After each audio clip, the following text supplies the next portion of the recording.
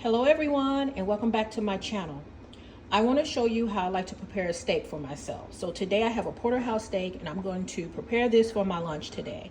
And what I do in a separate small bowl, I like to add some butter, parsley, salt and pepper, and just to taste, because what we're going to do is we're also going to add garlic.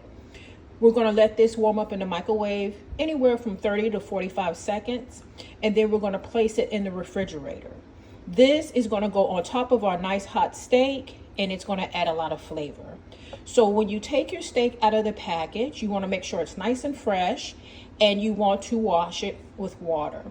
Then you're going to dry it with a paper towel, and then now I'm just going to add some salt and pepper. Meanwhile, you want to be getting your skillet nice and hot on high heat.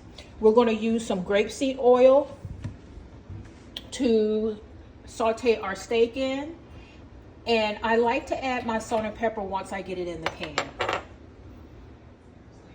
Okay, so now that you have your skillet nice and hot, you're going to add your steak. I'm going to cook my steak for 3 to 4 minutes on one side. It's going to be chopping a little bit, so be careful. And you just want to leave it alone on one side. You don't want to keep flipping it.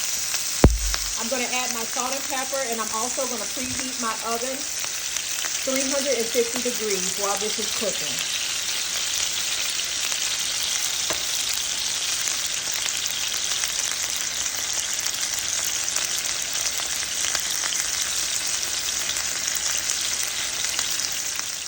Okay, so we have our butter mixture here with our salt and pepper and parsley. You can use fresh parsley if you want, but I just use the one that comes out of the bottle. It's really good. Okay, you're going to add a garlic clove here. Now, you can just cut it up really fine if you want to. That's perfectly okay. But after you take the skin off of it, you just place your garlic in your garlic press here. And then you press it down, and voila. So we're going to add this here. I'm going to scoop it off with a knife. And then I'm going to place this in the microwave for about 30 seconds. Okay, it's out of the microwave. So what I'm going to do is give it a stir here. I also added a little bit more garlic. It was the piece that was inside of the garlic press, just to give it some more flavor. Okay, so now we're going to place this in the refrigerator and let it harden up a little bit, just a little.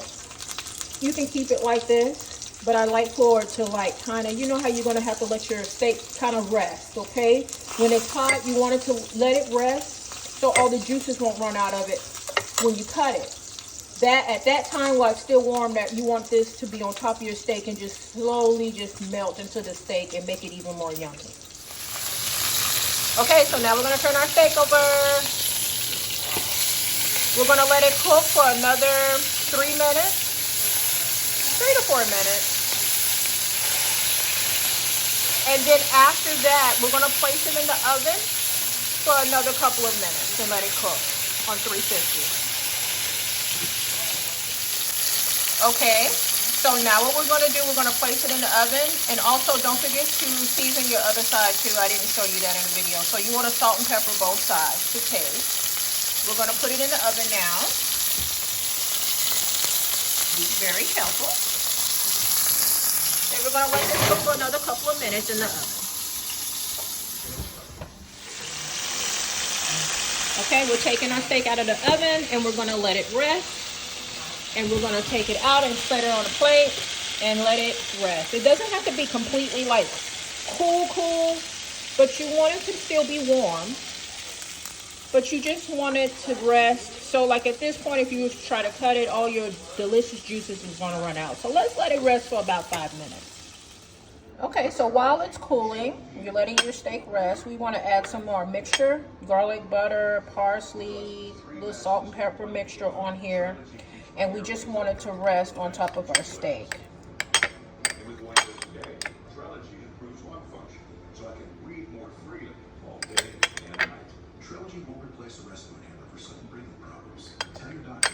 You can also do this same type of butter mixture on for your lobster tails.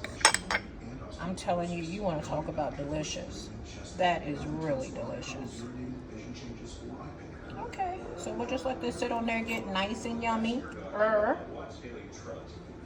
And just let it cool. Okay, yeah, so here's the finished product. My yummy porterhouse steak with my melted garlic butter on top of it, and also a delicious baked potato on the side. Well, thank you so much for joining me for my lunch.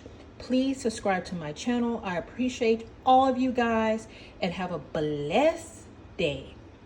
Bye.